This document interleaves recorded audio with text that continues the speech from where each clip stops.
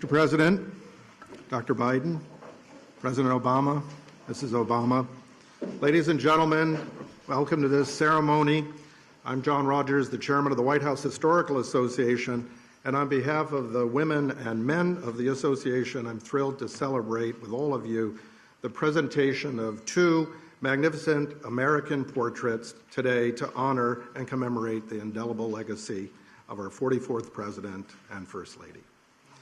Mrs. Obama, President Obama, it is a privilege to be able to carry forward this time-honored tradition of unveiling the official portraits and welcome them to the White House to be forever accessible and viewed by the public on these historic walls.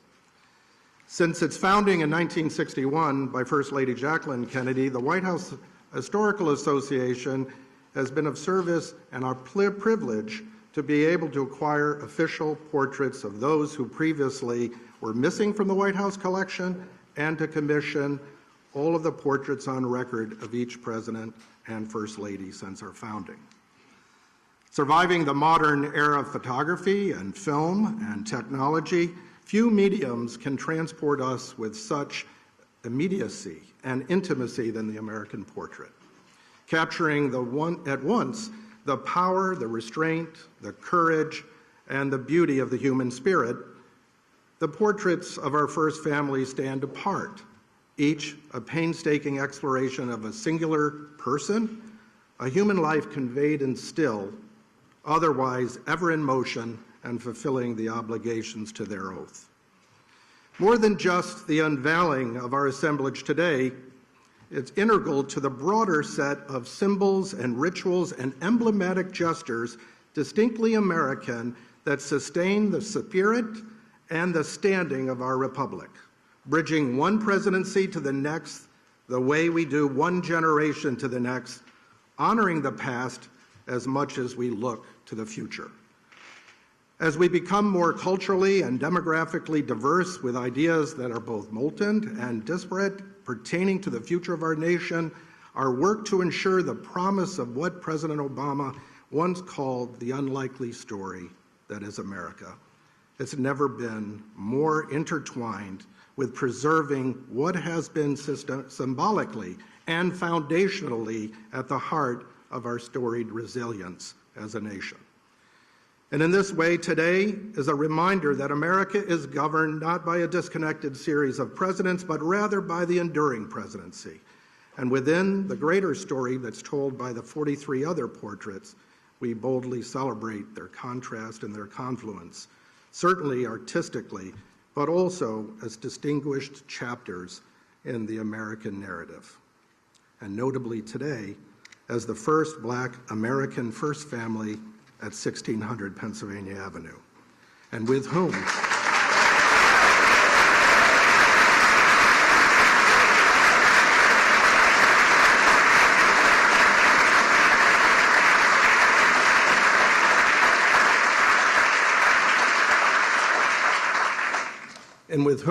we shared the joy of watching your wonderful daughters grow up here and come of age. Mrs. Obama, we thank you for your advocacy on behalf of this House and for making it possible for visitors to take pictures of these magnificent portraits among the other historic artifacts throughout the White House. I had the personal privilege of being with you and your mom when we inducted your inaugural gown into the Smithsonian collection.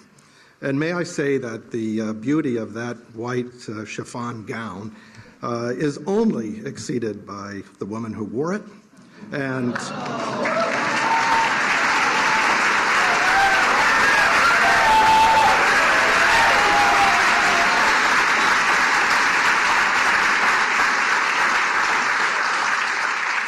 whose spirit is captured in this portrait. The tradition of service continues with Dr. Biden. She's our steward. We are honored that you were with us when we celebrated our 60th anniversary, and we look forward to our continued work with you on the educational mission of our association. And we are ever thankful to you and you, Mr. President, for hosting this wonderful ceremony today. And to our artists, Robert McCurdy and Sharon Sprung, we are grateful for your artisanship and dedication to your own craft. Together, these portraits fulfill a beautiful collaboration and are a testament to what's possible when we serve one another in an effort to give voice to one another. And I suspect that beginning tomorrow, these two portraits will be the most photographed by visitors from across the United States and the world.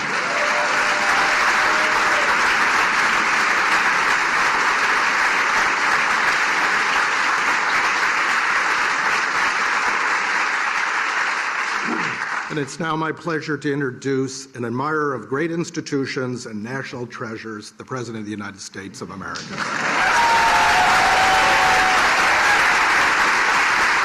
Thank you.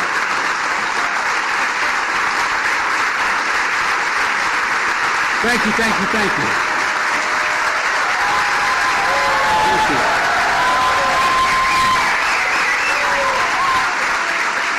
That was great. Thank you all very much. Please.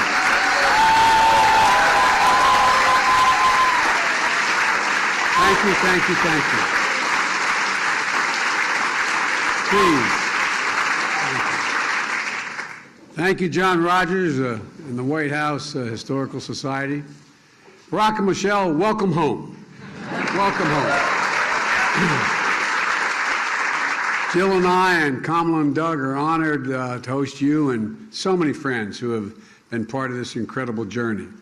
It includes members of your cabinet and staff, some of whom were foolish enough to come work with me. And there's someone else that I'd like to acknowledge tonight, Mrs. Robinson. This is your house as well.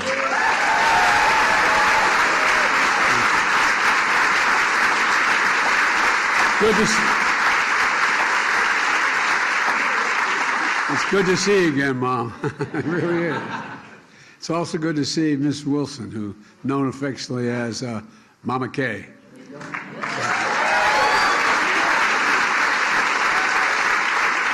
One of your best friends and Malia and Sasha's godmother. And as they say in Southern Delaware, you've done good, kid. And President Kennedy once observed that every president must endure the gap between what he would like and what is possible. He was right. The history books are full of stories about presidents trying to bridge that gap. Stories that include the burdens of the office, the difficult decisions, how the work is always serious and often solemn. And all of that's true, but so is this. With Barack as our president, we got up every day and went to work full of hope, for real, full of purpose, and excited about the possibility before us. There are few people I've ever known with more integrity, decency, and moral courage than Barack Obama.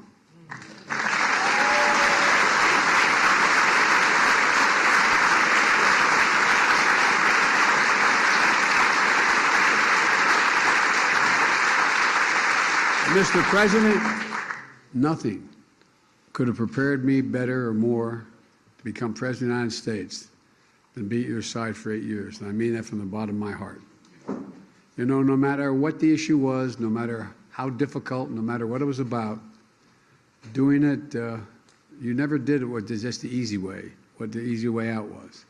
It was never about doing it that way. It was always about doing what was right, literally. You know, just go down the list of historic presidencies. He never gave up on the simple truth that health care was a right for all Americans. When so many were telling them, including me at one point, take the compromise, take a compromise. We weren't sure we could get anything done on ACA. Think about the compromise. You refused. You went big. And now the Affordable Care Act is there permanently, and it's even being improved on.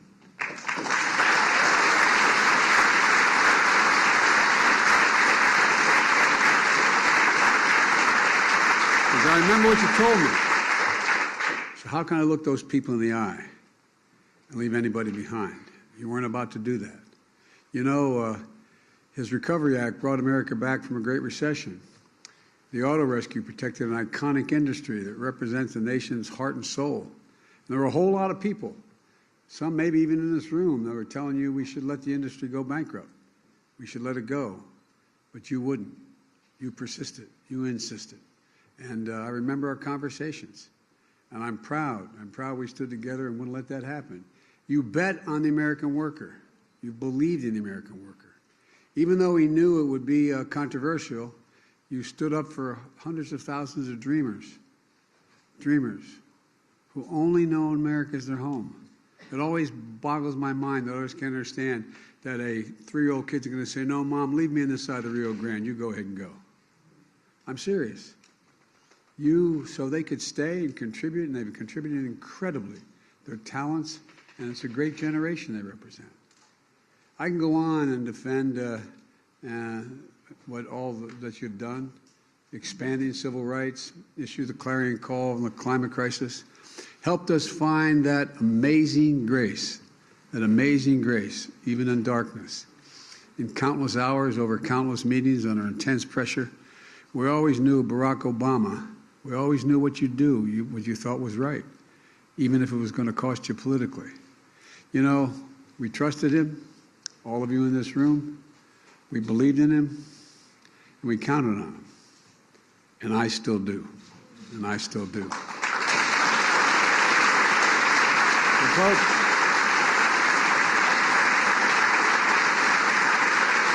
Mr. President, that's why the country elected you twice. And it's why you'll be considered one of the most consequential presidents in our history, along with one of the most consequential first ladies. You know, Michelle, he knows, we all know, he couldn't have done it without you. I know I couldn't. In fact, during our week, we had lunch once a week, every week, come hell or high water. And everybody wondered all the important things we talked about. Probably 40% of the time we talked about family. We most talked about our girls and my grandchildren and my children. You embodied dignity beyond measure, Michelle. And together you and Barack made history. You both generated hope for millions of people who were left behind for so long. And it matters. You both did it with such grace and such class.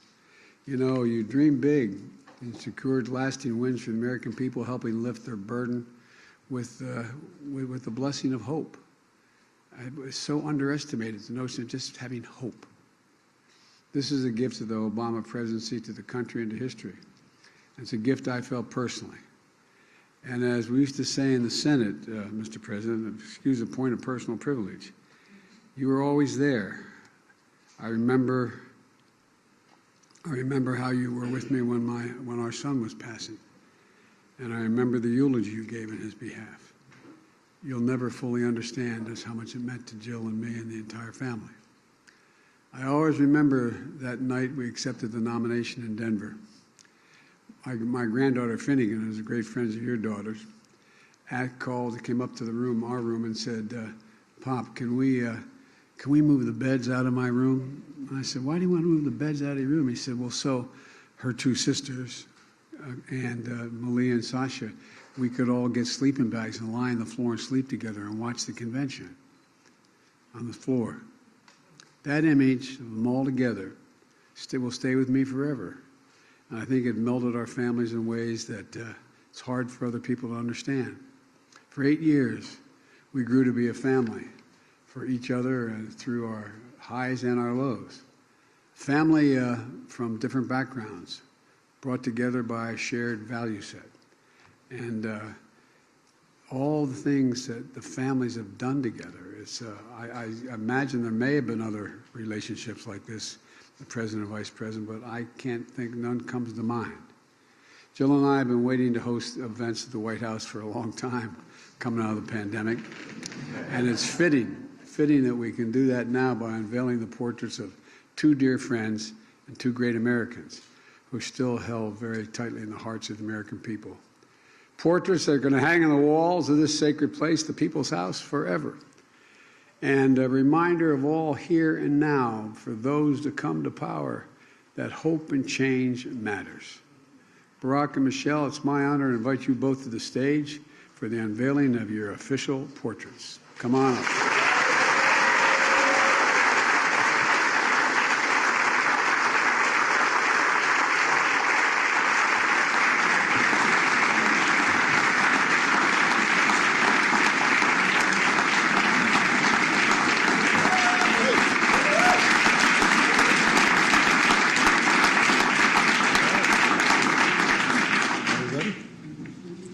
Yes? Okay. There we go.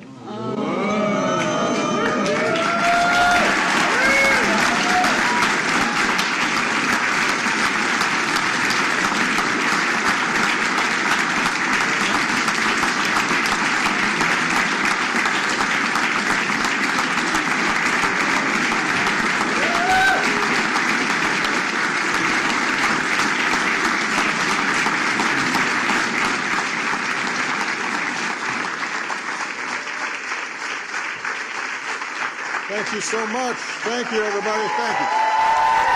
Thank you. Thank you so much. Please, everybody have a seat. Have a seat. Thank you. Thank you. Thank you. Sit down, everybody. Thank you very much. It is great to be back. President and Dr. Biden, Vice President Harris, and Second Gentleman Emhoff, thank you so much for your hospitality. Thanks for letting us invite a few friends to the White House. We will try not to tear up the place.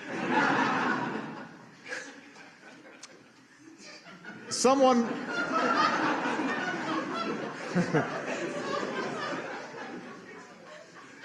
once said that if you're looking for a friend in Washington, get a dog. Our family was lucky enough to have two wonderful dogs. But I was even luckier to have a chance to spend 8 years working day and night with a man who became a true partner and a true friend. Joe, it is now America's good fortune to have you as president. You've guided us.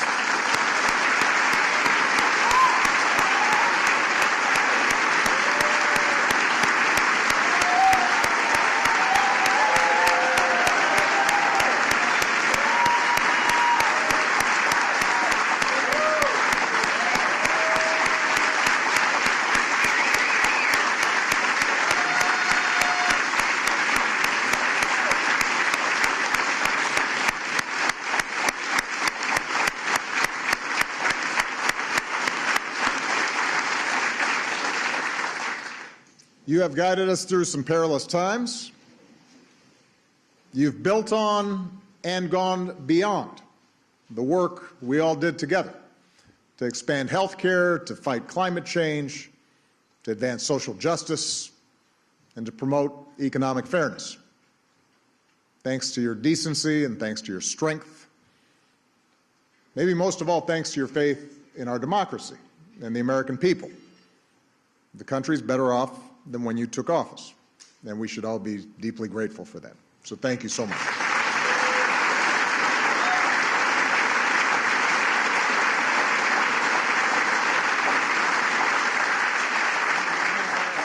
To all the former Obama-Biden staffers who are here in person, some of you are watching at home, thank you for being a part of this.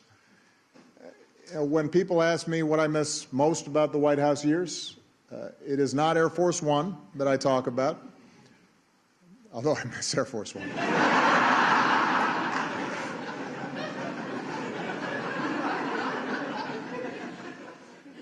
It's the chance that I had to stand shoulder to shoulder with all of you, to have a chance to witness so many talented, selfless, idealistic, good people working tirelessly every day to make the world better. And for 8 years, and even longer for some of you, I drew on your energy and your dedication and your goodness. You inspired me, and I never wanted to disappoint you. And I tried to reflect the same heart and character that you displayed every day. Even during the toughest times, it was all of you that kept me going. So it's good to be back, to have a chance to see all of you, and to once again say thank you. Now, as much as I miss our work together, what's been a special joy is to see what's happened since. Because so many of you are doing amazing things, whether it's in government, in the private sector, in academia, or nonprofits. And I'm especially glad to see so many of you serving President Biden, as well as you served me. Although now some of you who, let's face it, you were kids back then, are now in charge and running the show, which is a little shocking. And may also explain some of the gray hairs I'm seeing on some of you. But it validates what I had always hoped, which was that our time together would only be the beginning of incredibly impactful careers. And some of you who I've had a chance to stay in touch with, I'm thrilled to see that you've started families of your own. I am a little disappointed that I haven't heard of anyone naming a kid Barack yet. Or Michelle. But there is still time.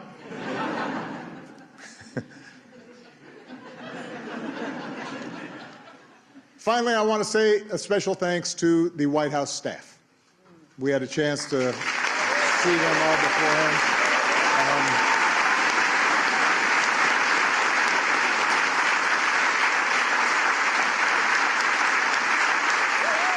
Yes. Yeah.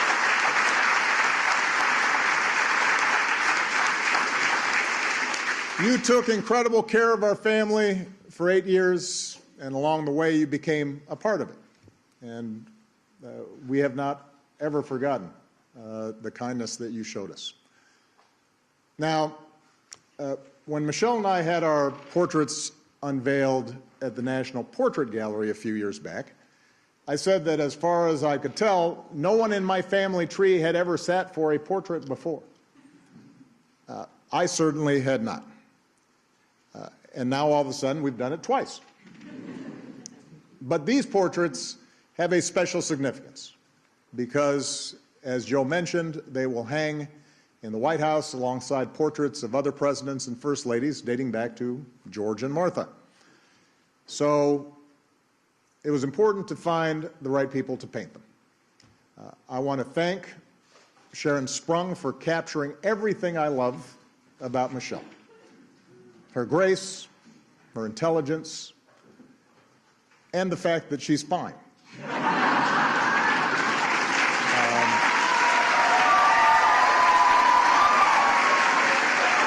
The same.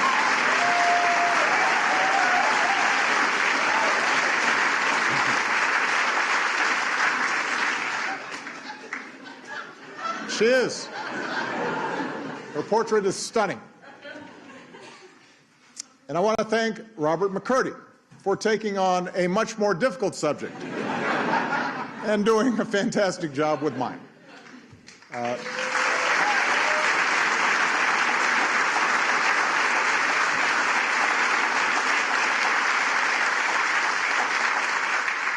Robert is known for his paintings of public figures: Toni Morrison, the Dalai Lama, Nelson Mandela, Muhammad Ali.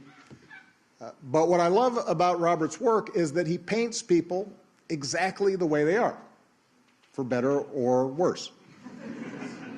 He captures every wrinkle on your face, every crease in your shirt.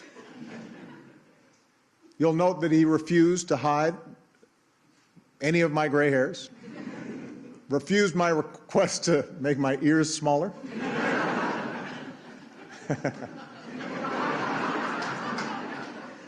He also talked me out of wearing a tan suit, by the way.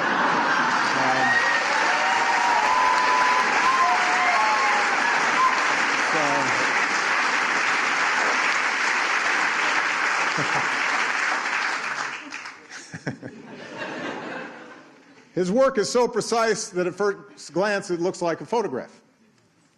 And Robert also paints his subjects looking straight ahead. So it feels like you're face to face, forming a connection. And that appealed to me, in part because presidents so often get airbrushed, even take on a mythical status, especially after you've gone, and people forget all the stuff they didn't like about you.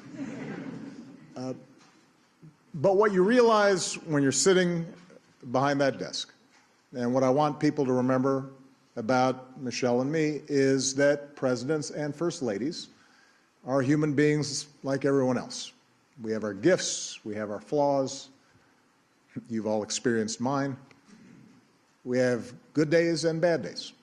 We feel the same joy and sadness, frustration and hope. And while it takes a certain amount of self-confidence to be president, there are nights where we lie awake, wondering if this or that decision was the right one. I've always described the presidency as a relay race. You take the baton from someone, you run your leg as hard and as well as you can, and then you hand it off to someone else, knowing that your work will be incomplete. The portraits hanging in the White House chronicle the runners in that race. Each of us tasked with trying to bring the country we love closer to its highest aspirations. And when future generations walk these halls and look up at these portraits, I hope they get a better, honest sense of who Michelle and I were. And I hope they leave with a deeper understanding that if we could make it here, maybe they can too. They can do remarkable things too. Now, it is my pleasure to introduce someone who needs no introduction. Michelle was the best thing about living in the White House, and let me tell you, the pastry chefs here deliver delicious pies on request. So that is saying something.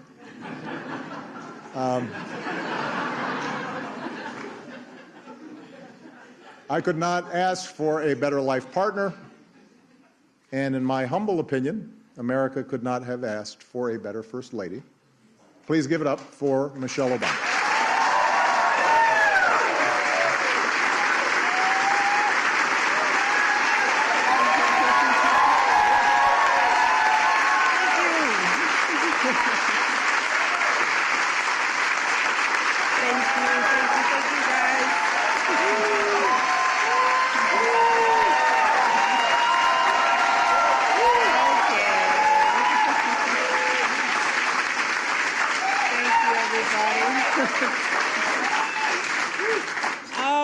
Let me thank my husband, first of all, for such spicy remarks.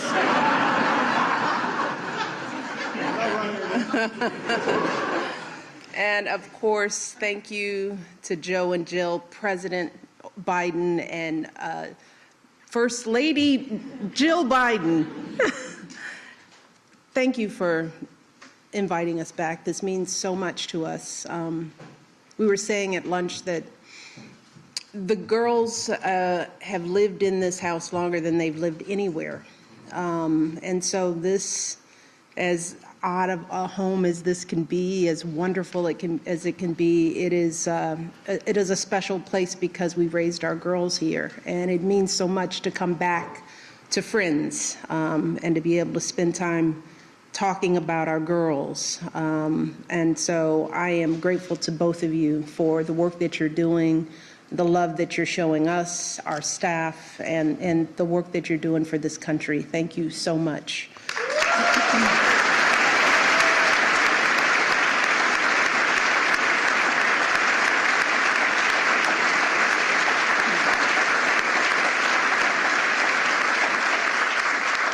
And of course to Vice President Harris, and I love to say this, second gentleman, Imhoff. Let's say it again, second gentleman. You're doing a great job.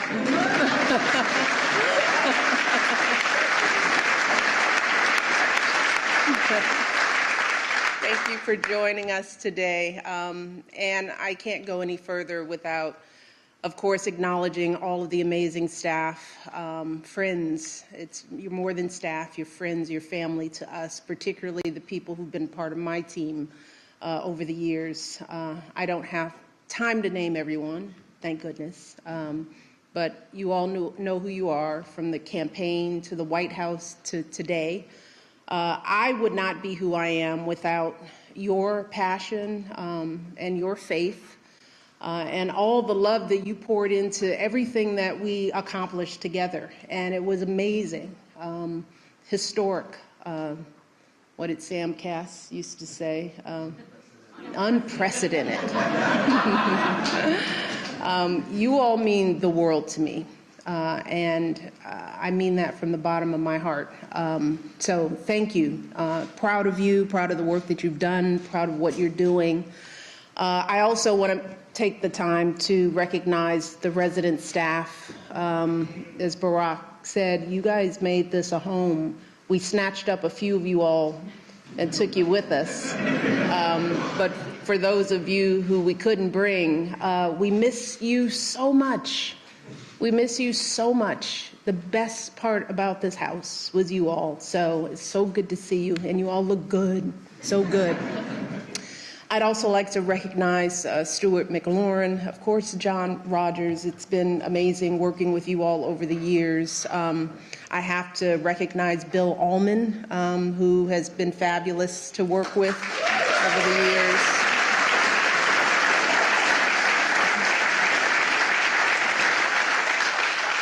And of course, Thelma Golden and my dear friend Michael Smith for their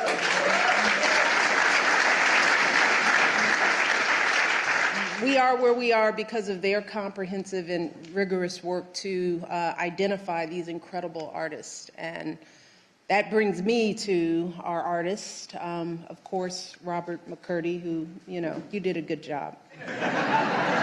did a good job. But I got to spend a lot of time with Sharon Sprung. And Sharon now joins a small but mighty group of women who've painted an official portrait here at the White House.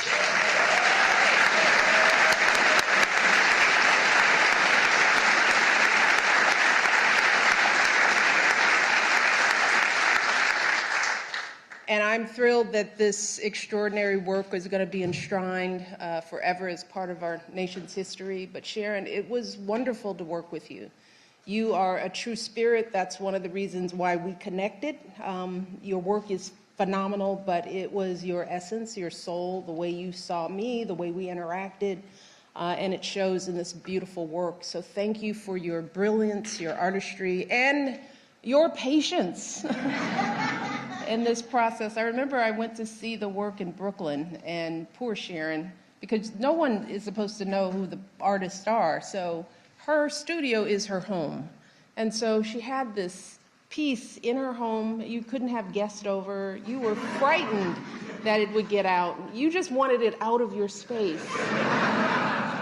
And every year I thought about, she must be going crazy. So thank you. Thank you so much. Let's give them both a round of applause.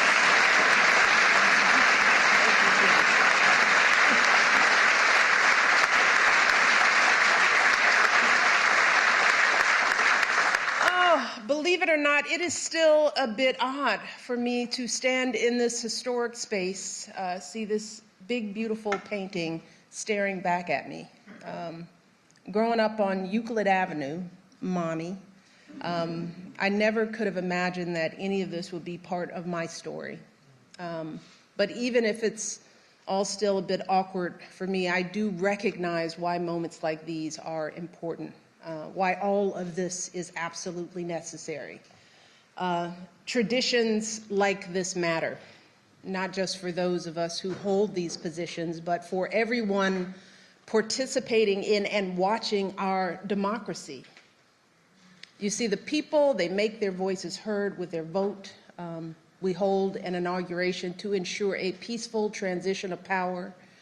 Those of us lucky enough to serve, work, as Barack said, as hard as we can for as long as we can, as long as the people choose to keep us here.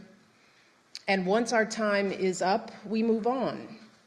And all that remains in this hallowed place are our good efforts and these portraits, portraits that connect our history to the present day, portraits that hang here as history continues to be made.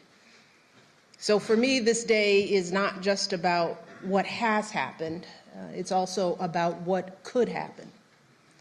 Because a girl like me, she was never supposed to be up there next to Jacqueline Kennedy and Dolly Madison. She was never supposed to live in this house, and she definitely wasn't supposed to serve as First Lady. Love you, Michelle.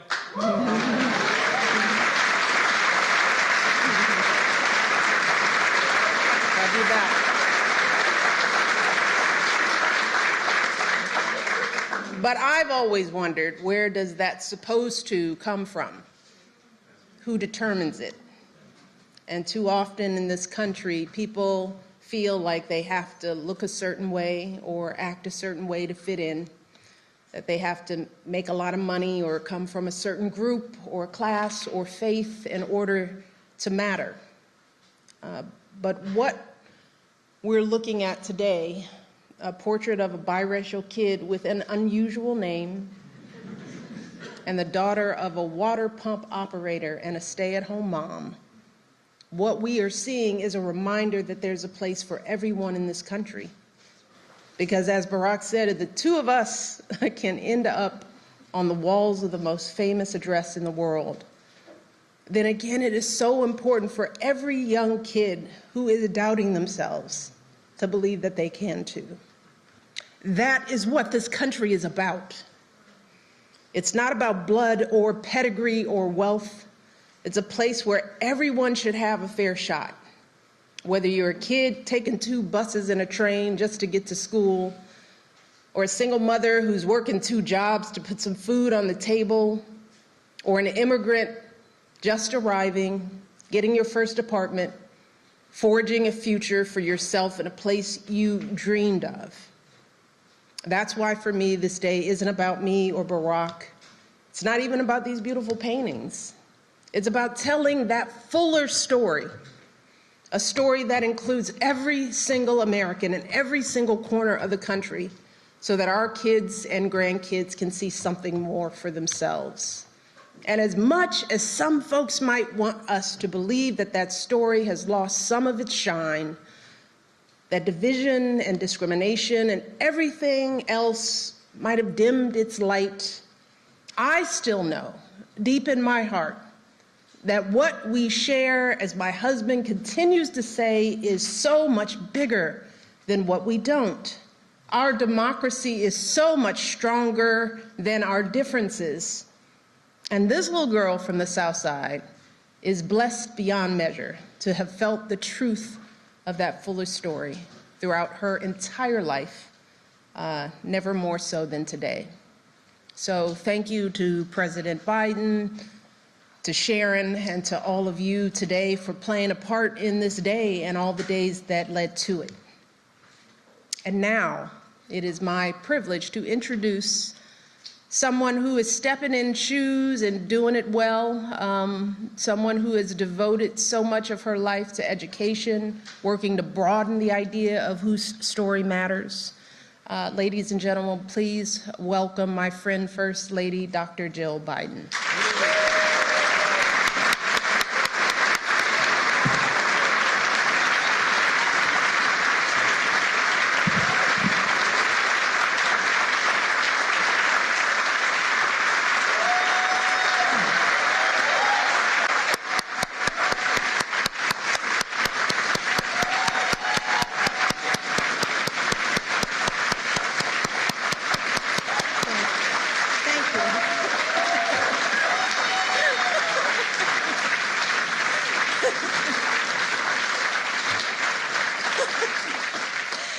Joe, honestly, everybody stood but Joe.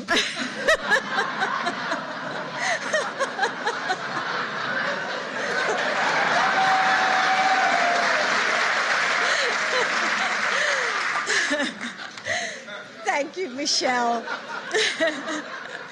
for a friendship I treasure. 14 years ago, Michelle, on a cold night in November, a sea of people gathered in Grant Park to be a part of history. There was laughter and music and dancing. There were tears as friends and strangers alike held each other, overwhelmed with the joy that hope and change had been realized. The crowd roared, radiating the sense that anything we could dream was within our reach. But at the heart of that enormous moment was a family.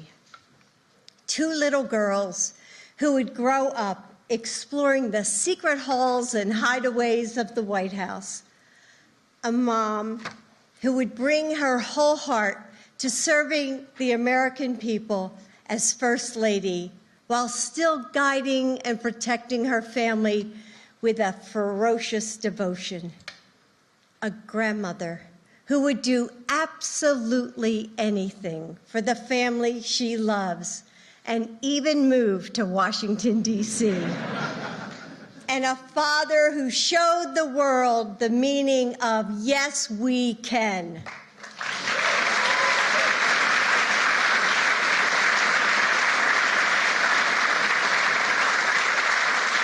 For Joe and me and our entire family, standing on that stage next to you was like waking up in a new world, a place where, with hard work, anything was possible. And it wasn't just the Bidens. So many of you were also there. You remember how it felt. It was magic, wasn't it? That night, your family connected us all. And our family, the Obama-Biden team, every one of you who were fired up and ready to go, together, we changed the course of this country forever. And when I look at these portraits, I see family. Your family, the family we all built, and the families across America that we served together. I see love, joy, and fellowship, and we are honored to hang them today and share them with the world. So thank you for being with us. And now please join us in the State Dining Room for a reception. Thank you for being here. Ladies and gentlemen, please remain in your seats while the President and Dr. Biden, President and Mrs. Obama, and the Vice President and Second Gentleman depart.